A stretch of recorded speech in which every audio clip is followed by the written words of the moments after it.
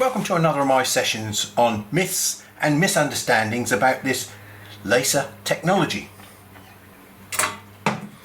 Today we're going to tackle a subject which is absolutely riddled with myths, misunderstandings and fear. Beam alignment. Now, I've been using these machines for many years now. Too many to remember. But what I can remember clearly is my first machine, which I really didn't understand very much at all. Didn't work very well. And I assumed that because it didn't work very well, that the beam was misaligned. Fear. Fear. Fear. What do I do? I've got to tackle the problem sometime. So I have to say, my bottom clenched up so much that it was nearly at the back of my throat when I twisted the first adjusting screws on my beam alignment system. Didn't really do much. Well, I was in the crap. What do I do now? Logic kicked in. Look, the guys in China that build these machines are ex-agricultural workers that have been co-opted into a factory and taught just to do some knob twiddling. If they can do it, I can do it. Hey, look, I'm an engineer of many years' experience. Why am I frightened? So, it was at that stage I started setting and unsetting and setting and unsetting my machine to try and remove the fear from beam setting. And I did that. But what it did along the way was tell me that these machines are not very well designed. They're not designed to allow you to set the beam accurately. Yes, you can set the beam, but in the same way that the Chinese guys set the machine. They align the X, they align the Y, and they fire it at the head, the hole in the head. And assuming that once it gets into the centre of the hole in the head, that's it. It bounces down off the mirror and comes out the hole at the bottom of the nozzle. And if it doesn't come out the hole at the bottom of the nozzle, you just twiddle the knobs on the head and make it come out the hole at the bottom of the nozzle. Job done. Well, I'm afraid that's not very professional beam setting. That is just getting the job done. So today, I'm going to break down beam setting to you in a completely different way. First of all, the conventional way that I've practiced for many years and used to improve the performance of my machine. I've modified my machines so that they can be easily set. You know, I don't want the complication of spending hours and hours and hours trying to get my beam spot on, because with the technology that they give you, you can't. It's impossible. So I've modified my machines, and I'll go through and explain how I've modified my machines to make beam setting simple, but at the same time I'm going to explain a completely different approach to beam setting than the standard conventional approach that I have adopted for many years, until I discovered the logical flaw in the setup. There are hundreds of videos out there showing you how to set the beam on your machine, people demonstrating their prowess at doing it. Setting the machine up is now a bit like breathing to me. I don't care about it. I know that it's very simple for me to set my machine and also to monitor my machine very easily every day. If you get a performance problem with your machine, the chances are it's not your beam that's gone out of alignment, it's something else. But you need to be sure that your beam is actually set correctly. So a quick, simple, daily, weekly, monthly check is what I can do. And I will demonstrate that to you with my equipment here. 101 myths, lots of fear. Let's jump into the subject and see what we can kill. Now, those of you who have seen other of my videos will recognise these things. Yeah, that's my art set. And here you've got one of my dodgy diagrams. And dodgy diagrams are my speciality. I can exaggerate the facts with the diagram. I can't exaggerate the facts with the mechanics of the machine. Again, as I've mentioned before, when people have seen these, I always remember one of the comments that my art teacher made when I was at school. When he looked at one of my creations, he said to me, "Sadler, become a plumber." I went into engineering. I certainly didn't go into art. Before we jump into these beautiful diagrams, I need to show you something. I've got 3 other laser machines in this workshop. We're going to be using this one today. I'm sure that most of you had a misspent youth on pool tables and things like that. Well, when you move from a pool table to a proper full-size snooker or billiards table, you'll find that lining up your shots is a lot more difficult, because you're not just lining up a shot that's that long, you're lining up a shot that's that long. The law of levers. You have to be a lot more accurate when you're hitting a ball further away. So that's exactly what the problem is with mirrors and light beams when we get into the details and the nitty-gritty of this machine. The bigger the machine, the more accurate you have to be at setting it up. Now on this machine, I have a 70-watt tube, and the manufacturer tells me that the specification for the beam size is 5 plus or minus 1 millimeter. So here we are with a very sophisticated piece of kit to tell me about my beam. When you do beam alignment, you would normally expect to do it maybe with a fairly low power, possibly 15% or something like that. And let's just give it a very quick pulse. Beep. Oh, there we go, look, isn't that a lovely little dot? The dot is getting bigger and a longer pulse. I don't want the piece of tape to catch fire. So what I'm going to do is I'm going to gradually pulse a little bit longer, let it cool down, a little bit longer, let it cool down, a little bit longer. We're burning a hole through there, and I'm going to sustain the laser beam on now to see if I can make that hole bigger. And in the dedication to the services of technology, I've got my cup of coffee down there, and I'm actually absorbing the energy into my coffee so that it doesn't damage anything. And what I want you to do is listen to the noise of the laser beam when I hold it on. But can you hear how that beam sounds like a little stream of gas, hissy gas? Well, that's because the laser beam itself is not stable at this moment in time. At 15%, it's in an area called pre-ionization, okay, which means it's in a very unstable condition where we've got lots of very high energy pulses, which makes the hissy effect. It's continuously pulsing. And you can see that we've got a beam there, which is approximately what the manufacturer promised us, 5.5. You can't set your laser beam up unless you can get a small precision dot. Many of you guys will have laser tubes over 100 watts, or maybe they are particularly reccy, who says what? Tomatoes. You will probably find that with your tube at 15%, you don't get a little dot like that. You'll probably find that you get something that looks like this.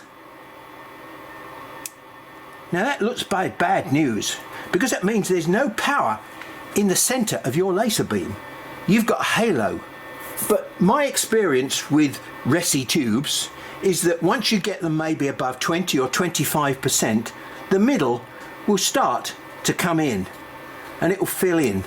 But it still means that the middle of the beam is not as powerful as the outside of the beam. So there's something a bit dodgy about the shape of that beam. It's certainly not what they promise on the RESI website, which is about a 95% conformance to something called a Gaussian distribution. And if you look on the RESI website, you'll see a lovely 3D coloured picture of a mountain. And that mountain shows you that the centre of the beam is the most intensive part of the beam. Well, if the centre of the beam is the most intensive part of the beam, it should be doing this, not this.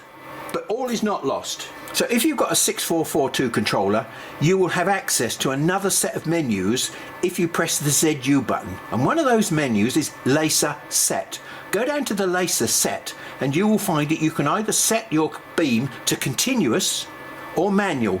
And if it's manual or laser, I don't know what the words are, you can set it to some milliseconds. And I suggest you set it to something like maybe 25% power and maybe 10 or 15 milliseconds of beam duration. And that will tend to give you a spot, even though the basic characteristics of the laser at that point is a halo. Let's rack the power up now to 50%. Hopefully this time we'll find that we won't set fire to it because we've removed the high risk center part of the hole. And what we're using the lower energy part of the beam to burn a hole which is bigger. Let's just check it. There we go. Now as I hold it on, we're getting more power now, so you're hearing cracking in my cup of coffee. We're still burning because look, I'm producing smoke. So let's just carry on. Hold it on, on.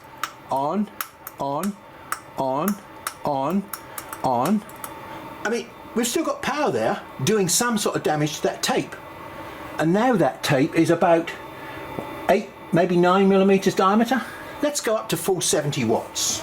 And again, I'm not going to catch fire to it because the high energy part is going through the middle, and what you'll hear, it will be crackling in my coffee as the coffee is boiling on the surface. Okay, beam is on. You can see that. I'll do it again. On, on, on, on, on, on, on. Okay, so the beam was on for a long time. Yes, but that's not a real test. Well, yes it is, because when you're cutting, your beam is on all the time, most of the time. So your mirrors are experiencing that diameter of beam. It's not experiencing a 5mm diameter beam, it's experiencing something which is that size. Let me just hold it a little bit longer and see if we can make it any bigger. Now this is just my machine. You do this on your machine and you may well find that you've got substantially different results. You can hear the beam is on from the noise of the coffee. Are we making any smoke? No, we're not making any smoke now, so I think we can say that's the maximum size of beam for this material. Now if I put a different material on there, like a bit of tissue paper, we'll probably find that the beam will actually still burn bigger. But the threshold, the damage threshold for this material, I've reached. We've got something in excess of 10mm, and in the other direction, 12, nearly 13mm.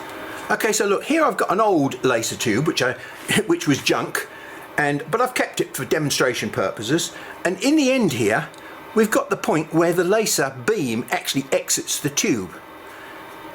So there's a little window in there, and if I measure the size of that hole in there, you'll find that it is, say, 9.5mm diameter. That means you cannot get a beam that comes out of there any bigger than 9.5. Mine is a 70-watt tube, and it's got a metal end in it, and it's got a window diameter in there of around about 13mm. So that's why my beam is bigger than this. I'm going to go through the same test again, but this time, look, we're right at the other corner of the machine. We're no longer over there near the tube. So that I don't set fire to the tape and we get a comparative look at the difference between here and what's happening at the other end of the machine, I'm going to start off with 15%.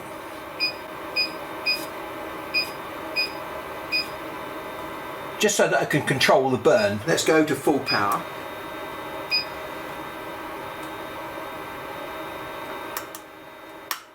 I described to you on the Resi tube that you get a halo. Well look, we've got a burn that's happening up here, which is at a different power to these. We're still producing smoke, that's not steam. Can you see how, look, this is developing now.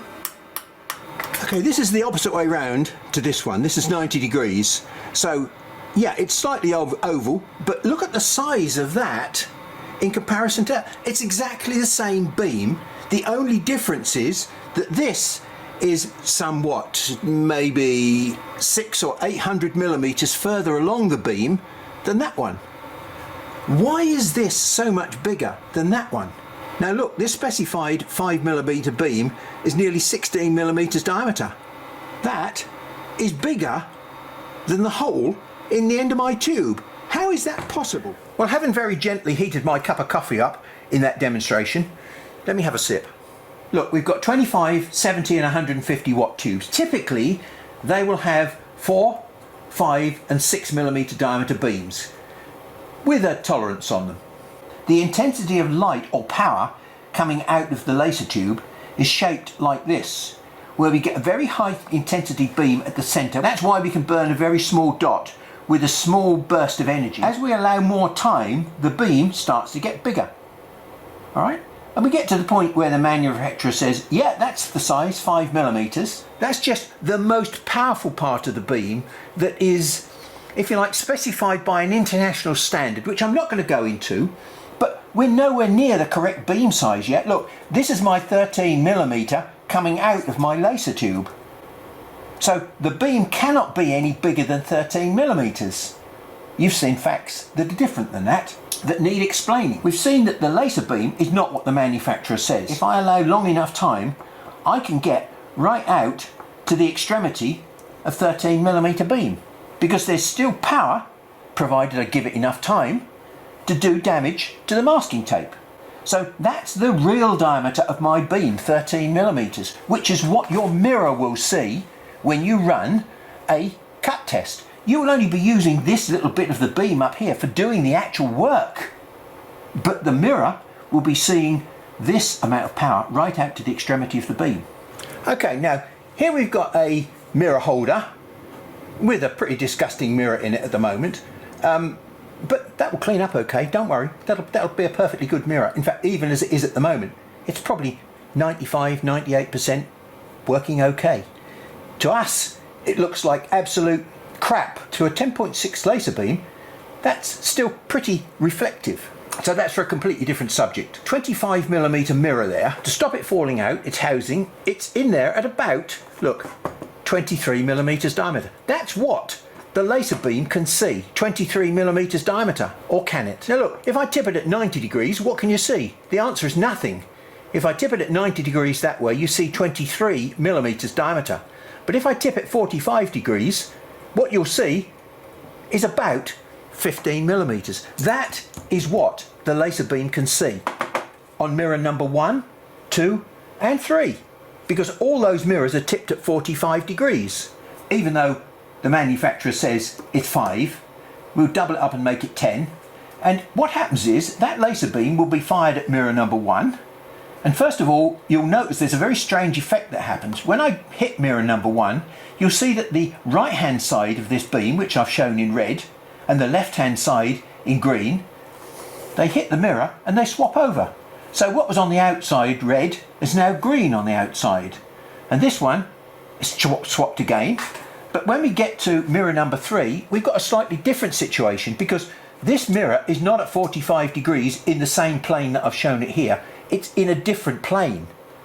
So it's in the opposite plane, and we get another strange reflection on mirror number 3.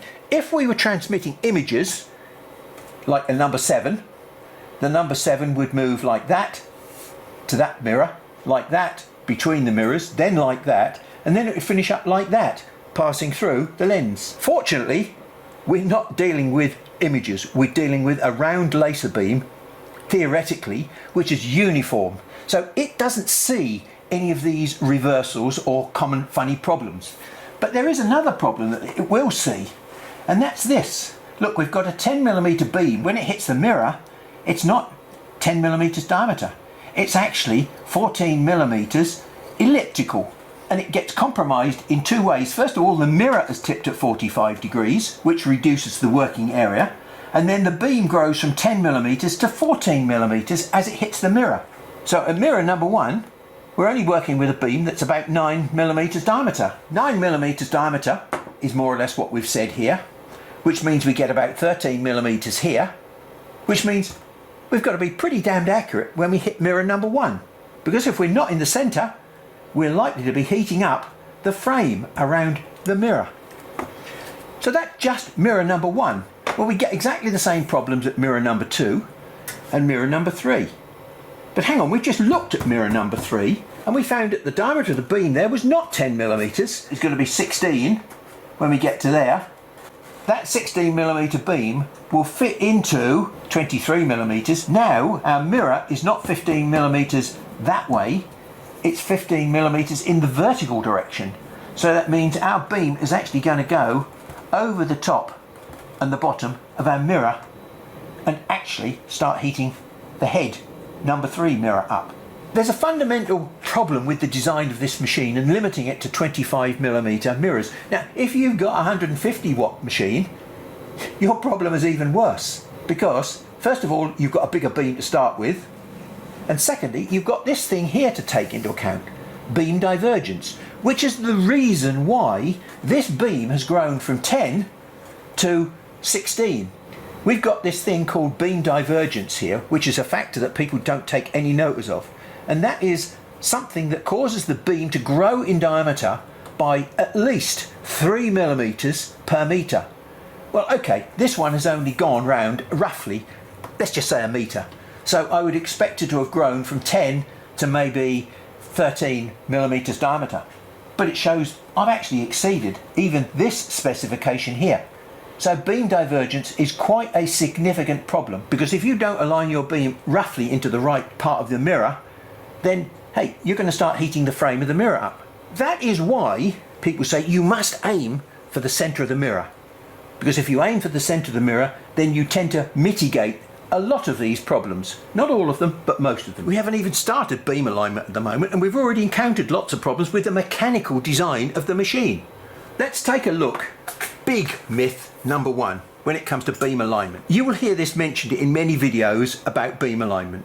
You must have your tube set up true to your gantry, both in that plane and in this plane. Well, that's utter rubbish. Utter rubbish. Because mirror number one takes out any error in the alignment of your laser tube. Your laser tube can be pointing like that or like that. It really doesn't matter. It can be up or down, in or out. This shows you the situation. Look, the whole point about a mirror is it reflects. So if your laser beam is pointing at the mirror in that direction, if you set your mirror to half the angle that you want, it will reflect exactly where you want it, which is down here at 90 degrees to your gantry. You don't have to have the laser tube set 90 degrees to your gantry. And exactly the same thing here, look. Half that angle, the mirror is set to a different angle, but it will still reflect that beam down in this direction so that that is 90 degrees to your gantry. So mirror number one is a magic cure-all. So that's myth number one. Dead. Oh, and by the way, I'm guilty of this in my early days. I fell for this. You're not alone. With this machine, we have got mirrors that move around because the laser beam is in a fixed position. With a diode laser, the laser beam is not in a fixed position. The laser beam is moving around everywhere all the time, directly in conjunction with the lens. Simple as it might be, I think you'll see it would be a bit ludicrous to have a lens down there and move the laser tube around with the lens. It just wouldn't work, right? Nice idea, but it doesn't work with something this big that's got water going to it and high voltage going to it. And I've had people say to me, look, why can't we feed our laser tube into a fibre optic cable? So we just move the cable around. Well, there's a bit of bad news about that. Glass and the CO2 wavelength don't mix.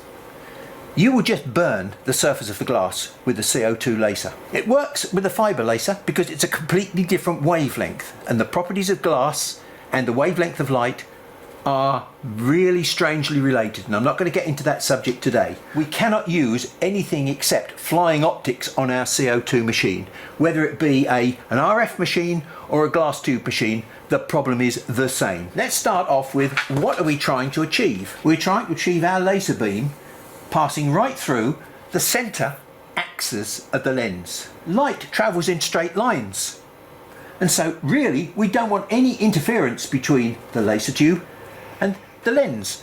Well, sadly, that isn't the way that flying optics works, because we have to have mirror number 3 and number 2 moving. You can see my little sketchy pencil lines in the background there maybe. Well, that's an attempt to show you that what we really need is mirror number 1, 2 and 3 perfectly lined up height and position wise, so that we get the beam onto the centre of the mirror. Because remember how important the centre of the mirror is. And so what I've done, I've shown you here, relative to, if you like, a base on the machine, that all these mirrors are the same height. Now, do you believe that the Chinese are that good that they would be able to get all these mirrors perfectly lined up? I suspect that if we look carefully, we'll find that there may be 1 or 2 or 3 millimetres of out of position. One of the things that you are taught with the existing conventional alignment system is you should get your beam onto the centre of the mirror. But hang on, if the mirror is out of position down here and I line my beam up to the centre of it, it's not true to the base. I've got to have my laser beam at all stages flat and true to the axis of movement of the machine. My rails are not at an angle like this, they are set parallel to the base of the machine.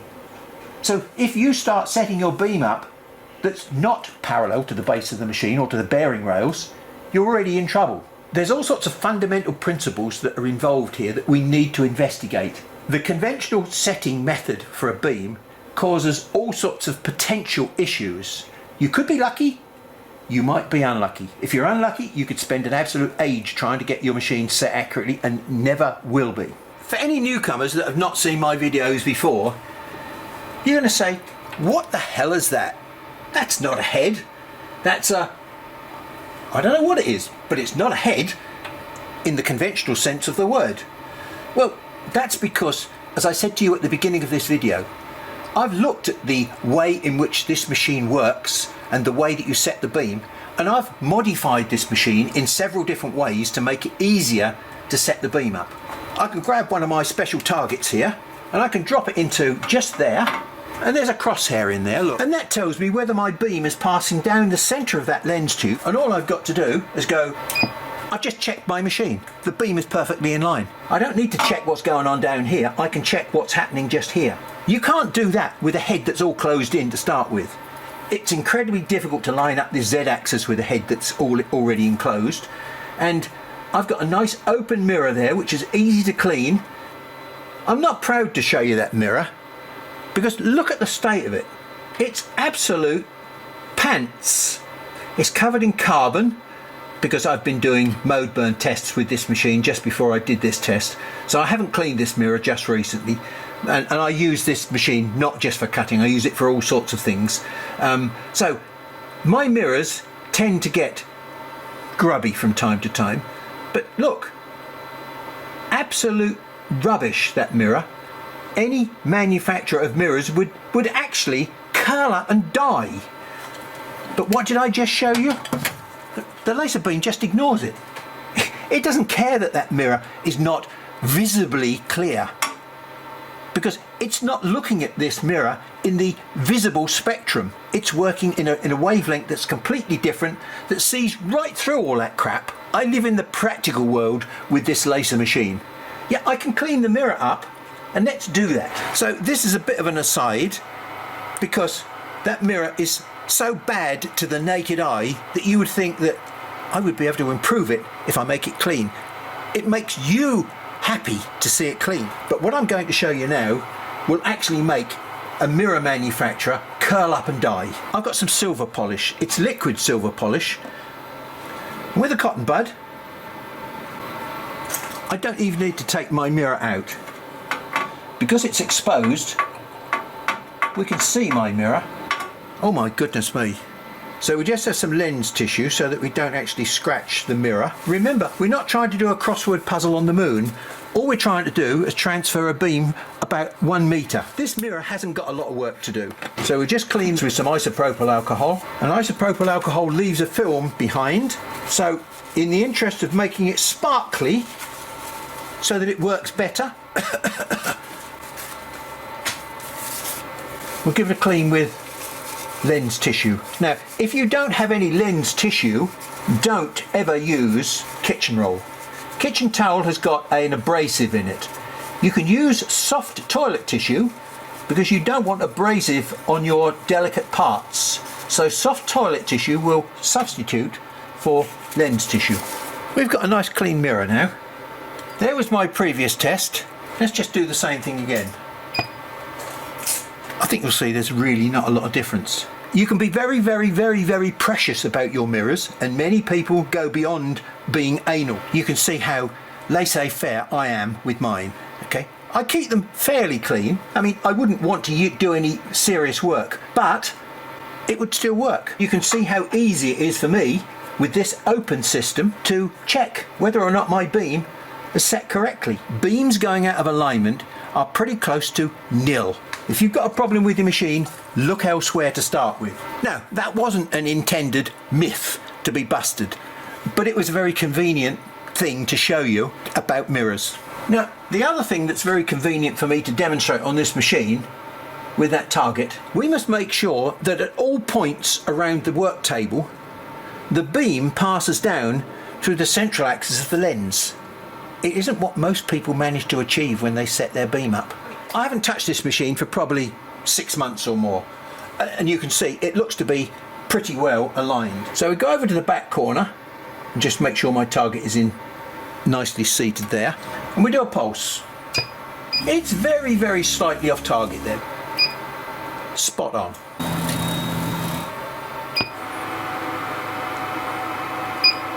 all four corners within probably half a millimetre of being the same. That tells you that you've got your machine set up perfectly. So I've got a wonderfully perfect setup machine here, and what am I going to do to it? Well, the first thing I'm going to do is to grab hold of mirror number 3. I'm going to twiddle the knobs, so mirror number 3 is no longer pointing down through the axis of the lens. Mirror number 2, what the hell? There we go. So I've screwed up mirror number 2 now. Well, here we are at the back of the machine, and what I've done, I've taken my number 1 mirror off completely, just so you can see that I've completely upset the machine. I've done a quick clean on the mirror. Okay, now I've adjusted my mirror up this way because I've got an adjusting screw here and a slot under here which allows me to move my mirror at 45 degrees, and I've managed to get my beam set like that. Now that is virtually spot on left and right. It's a little bit high as far as up and down is concerned. Does that worry me? Well, not at all, because remember at this stage we've got a mirror that is 15 millimeters wide, but it's still 23 millimeters tall. So I can afford to be a little bit high and low and not be worried about the beam going over the edge of the mirror. Mirror 1 is now back in place, but it's not set. Now here we've got the adjusting screws, which I haven't set up yet. But what I have done, before I put the mirror back, I've taken these screws and I've adjusted them so that I've got roughly 1.5 to 2 millimeter uniform gap between my mirror and the mirror holder, like that. Okay, now what you must do is also wind these things off. These locking screws are nothing but a pain. Okay, now if you want to lock any one of them on, lock this one on. Just lock it on solid so that you don't accidentally adjust it.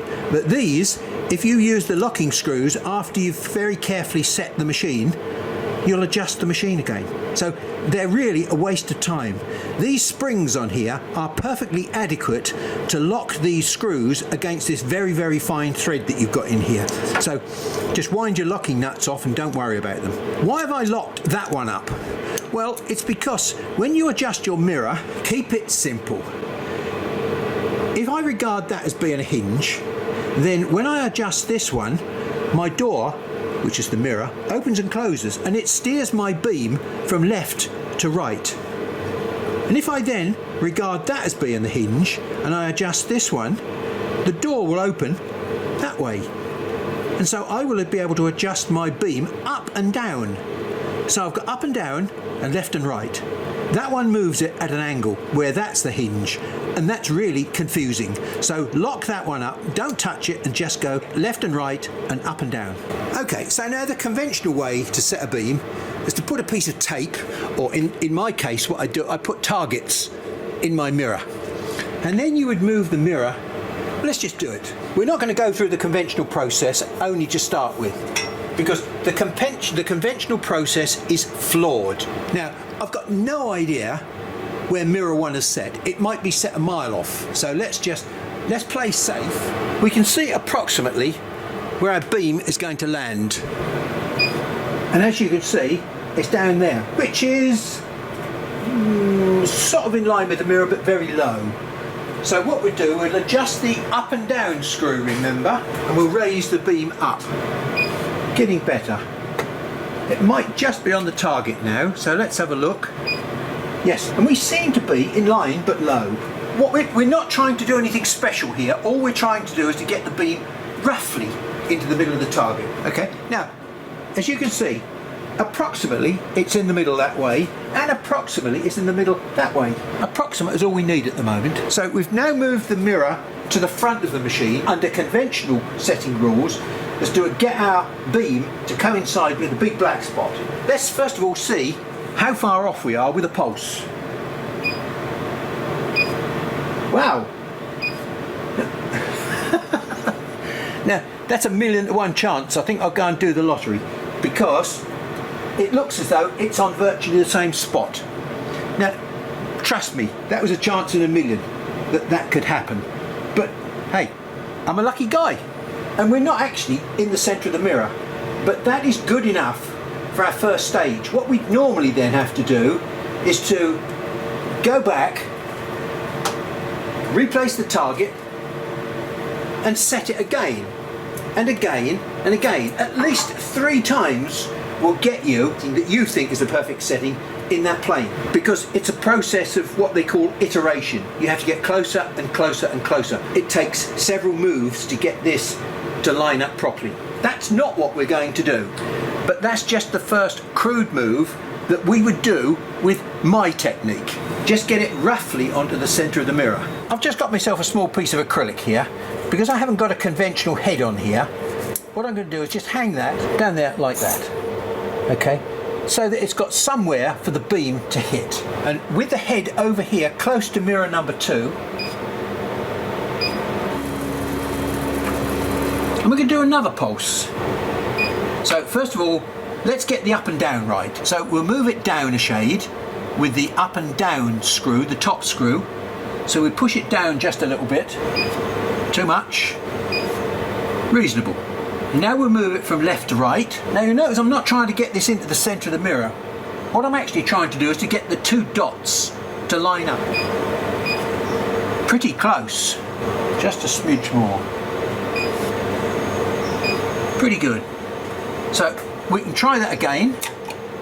We can do one of 2 things. We can either stick another bit of tape over the top, which is the easy way to do it. So we can put a new pulse on there now. And then we can move back. Remember, this is an iterative process, so this is the second time we're trying it. And we failed. So now we've got to make another adjustment. Pretty good. And across a bit. Pretty good. And now the third time. And there we go. Pretty good. And this is where we deviate completely from the previous system. We're going to bring this to the front of the machine now. So we've adjusted mirror 2 so that this beam runs parallel both in that plane and this plane to this x-axis, because we've been moving backwards and forwards along this x-axis. So wherever I go along this x-axis now, I should technically produce the same result, but I'm pretty confident I won't. So what we do now is a quick pulse, and the answer is that. It's low. But hang on, we've just adjusted the x-axis, and we know that the x-axis is true, because look, we've got 2 dots there that coincide when we set mirror number 2 at the back. So mirror number 2 cannot be wrong. The only thing that could be wrong is mirror number 1. So what we've got to do is adjust mirror number 1 to bring it up onto there. Now mirror number 1 is a long way away from here. So we've got to be very, very gentle with our adjustments on mirror 1, because they're going to happen very quickly. We only need the slightest adjustment on the height of mirror 1 and it will drop onto there. I'm going to raise the beam up very slightly. We're nearly there, look. Looks pretty good. Looks pretty good. If I do this, pulse, move to the back, pulse, a little bit high. So let's start again. Pulse, back right, pulse, just a fraction high. So we've got to take that down just a shade. Just check that again. New piece of tape. Pretty good. So we bring it to the front again.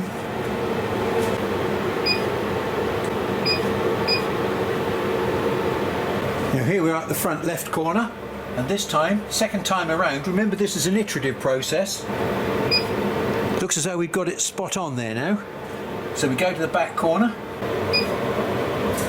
Not far out. So second time round, third time round.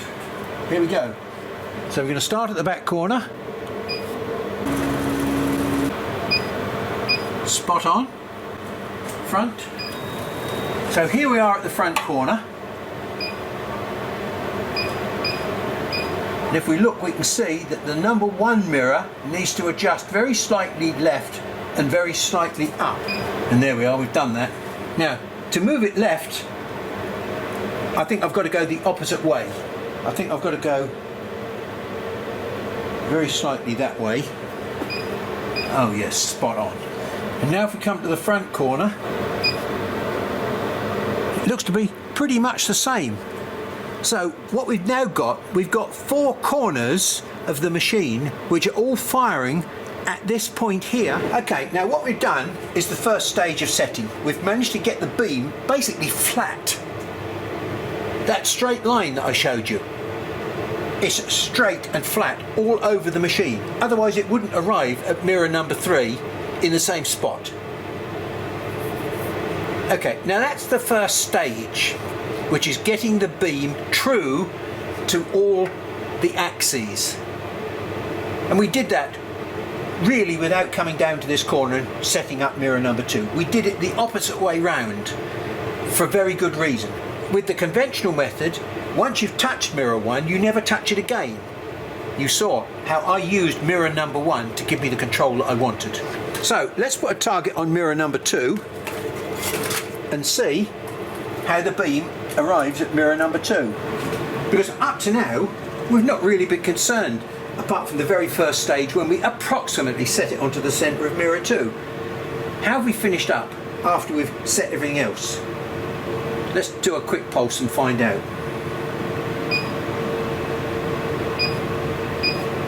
Well, the answer is we're probably 2 millimeters out in that direction. We're not on centre. In a conventional machine, you would have a problem because you'd have to adjust something on this head arrangement here, on mirror 2 arrangement, to get the beam onto the centre of mirror 2. You can't adjust any screws anymore because you've done all the screw adjustment you can do. You've got your screws so that the axes are running true. Now we've got a secondary process, which is to get the mirror onto the centre of the beam. You can't get the beam onto the centre of the mirror because, hey, remember? That Chinese agricultural worker didn't set that mirror up correctly. But you're trying to achieve something that he has made wrong for you. So what you've got to do is correct the mirror onto the beam. Because the beam is correct. We've shown that it goes into the same place all round the machine. And that's the fatal flaw that most people deal with. That's a myth. That is the misunderstanding. You mustn't try and get both the centre of the mirror and the beam aligned at the same time. You've got to align the beam to the axes, which is a screw adjustment problem, and then you've got to get the beam into the centre of the mirror, which is a mechanical problem, not a screw adjustment problem. Now, this is an almost difficult, impossible problem for many people because they have to fiddle around with repositioning their mirror, which can be a bit of a nightmare because as soon as you fiddle with the mirror and you adjust it, you've got to go right back to the beginning of the process and do it all again. In my case, it's dead simple. Let me show you how we do it. And if you look, you'll see that my tube is mounted onto a base plate and a frame, and it's the same frame that the number 1 mirror is attached to. I've made sure that when I put my tube mounting into the machine here, it's pushed back and locates against the back surface of this machine. Okay? It doesn't matter whether this is true to the gantry or not. It's just a reference plane. So I've got a screw fixing which clamps just here, and I'm just undoing the screw from the inside. So I'll just undo those 2 screw fixings. And now, look what I can do. I can move my tube backwards and forwards. So if I can look through the tinted cover of the machine, you'll see mirror number 2 here. I've fiddled around with the tube setting at the moment, so it may be a long way out, but it doesn't really matter because look, so if I press the pulse button, I'm a long way out, look. But all I've got to do is to slide this back until I get my pulse on the centre. We're still not quite on the centre of the target. Just a shade more. And there we go, look, spot on the centre. Both vertically and horizontally. And that's how easy it is for me to mechanically adjust the beam onto the centre of the mirror. I've designed this whole setup here to do just that at mirror 2. We've got probably 90% of the way through the process as far as the conventional process is concerned. The only thing you'd have left to do, if you got to this stage, would be to get the X laser beam through the centre of the hole in the head. And then do a little bit of twiddling, job done. In my terms, we're only probably about 40% of the way through, because the most complex part of this operation is getting the Z axis right. We'll keep reinforcing one fact, and that is that once you have got your beam set in the two axes, you cannot, under any circumstances, twiddle with any of the adjusting screws on mirror 1 or 2. We haven't done mirror 3 at the moment, but that's for the next part of this session. What we've got to do now is to get the laser beam bouncing off that mirror and down the centre of this lens tube. Now here we've got an empty lens tube which I'm going to put into the machine, but before I do that I'm going to attach this little device I've made. It's a little setting jig, and I'm going to plug that onto the end, snug, purposely snug, because I want it to line up perfectly like that, look. And what it does, it lines this section up here perfectly with the top. You might say, what the hell is this thing? It's not a head. Well, as you can see, it is a head because it holds a lens tube, but it holds a lens tube in several different ways. Firstly, without much weight, and secondly, in an open manner that allows you access to every part of this Z axis. And that's the point.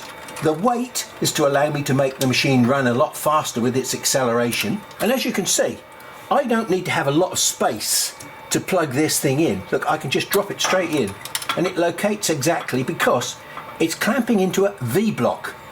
Unlike the other systems that you get where they clamp up with a screw or a locking nut, this tube could be very slightly out of line. It cannot ever be out of line here because it's pulling into a V-block. And now I'm going to use some of my special targets. I don't need the cross on there at the moment, but I'm going to leave the cross on there so that you can see what's happening. So we do a quick pulse. We're not on centre. Look, we're doing the same thing in this axis as we did in the other axes. The first thing we've got to do is to get the beam parallel to the axis, the Z axis, the axis of this lens tube. And then the second thing is we've got to mechanically move the head onto the beam, like every other axis on this machine. The fatal flaw that people keep making, and I'll stress it again, is they try to get the beam aligned with the centre of the mirror and the axis at the same time, and that is a total and absolute impossibility. They are two separate operations. One is knob twiddling and the other's a mechanical movement. So that's where the beam is, and now I can transfer that target into my little nest at the bottom there, and we can do another pulse. And we can see that we're not in line. Our laser beam is not running down on the same coincident spot. It's out of line.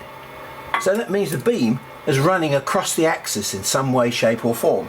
Now, unlike the other axes, you haven't got any big knobs to twiddle on here. You've got the springs which hold the screws in place, but what we've got a fixed point just here.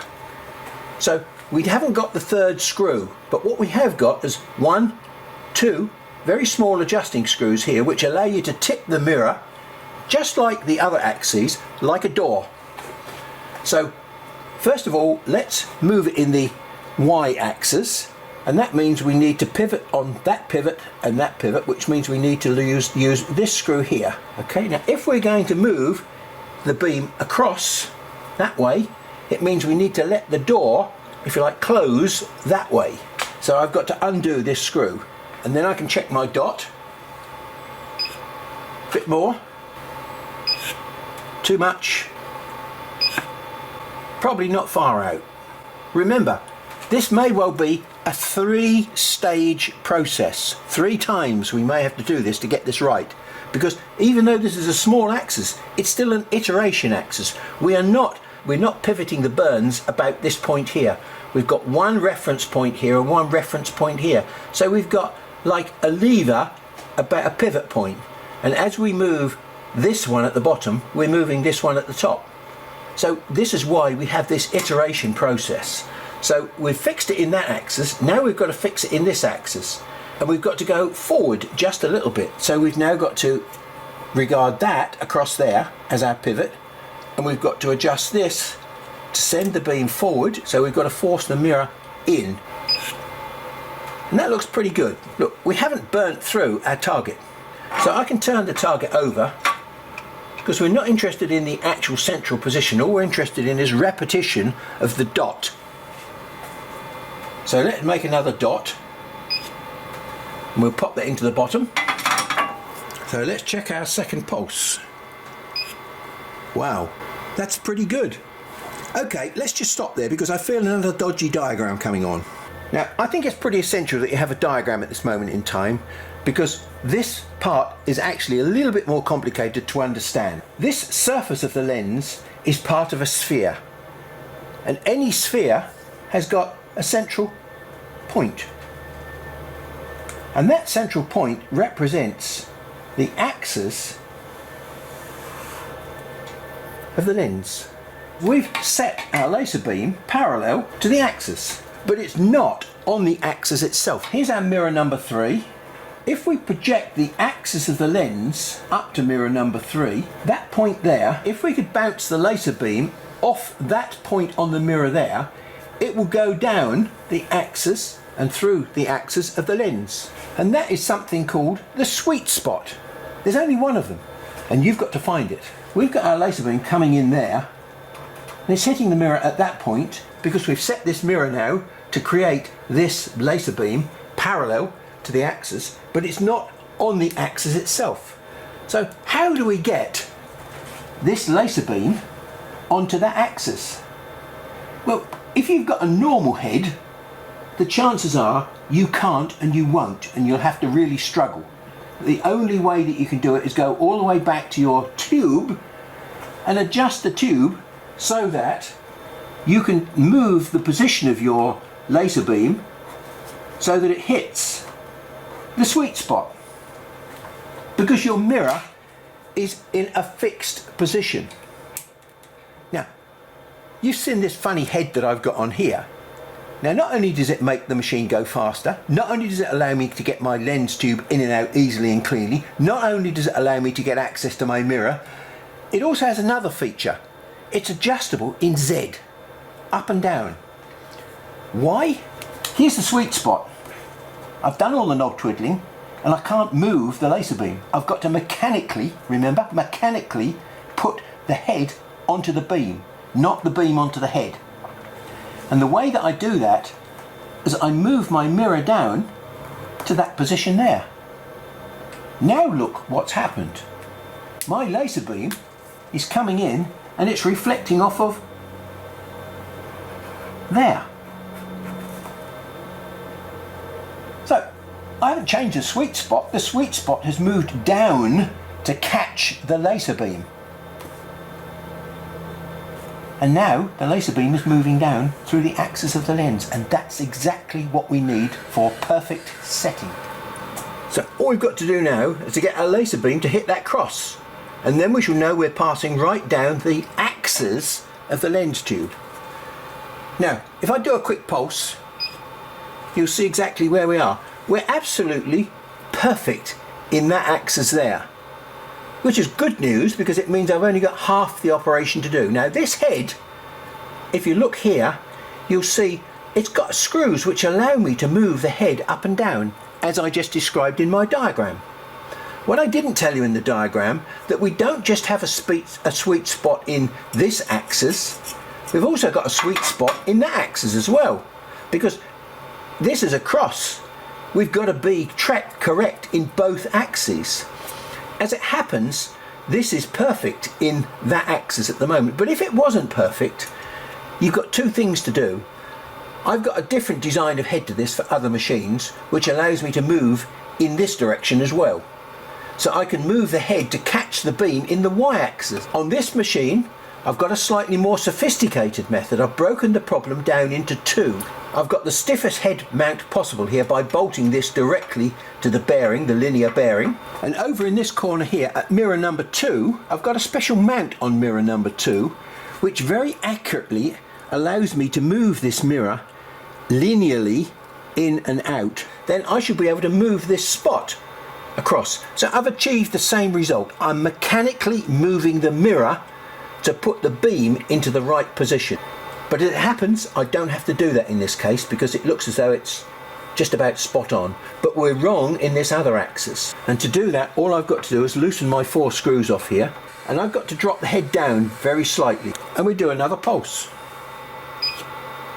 Too much. We'll just pop a new target on so that we can see what we've achieved. How about that? Spot on. We'll just tighten all the screws up. Look at that. Now, as I've said before, I'm a very modest guy, but that's like looking in the mirror, that is. Perfection. So, we can't ask for more than that. That's it. That's job done. Now, it's probably taken me about an hour to walk through this system for you guys. From scratch, 20 minutes or so, and I could have this machine set up absolutely perfect. You've seen, I have no fear.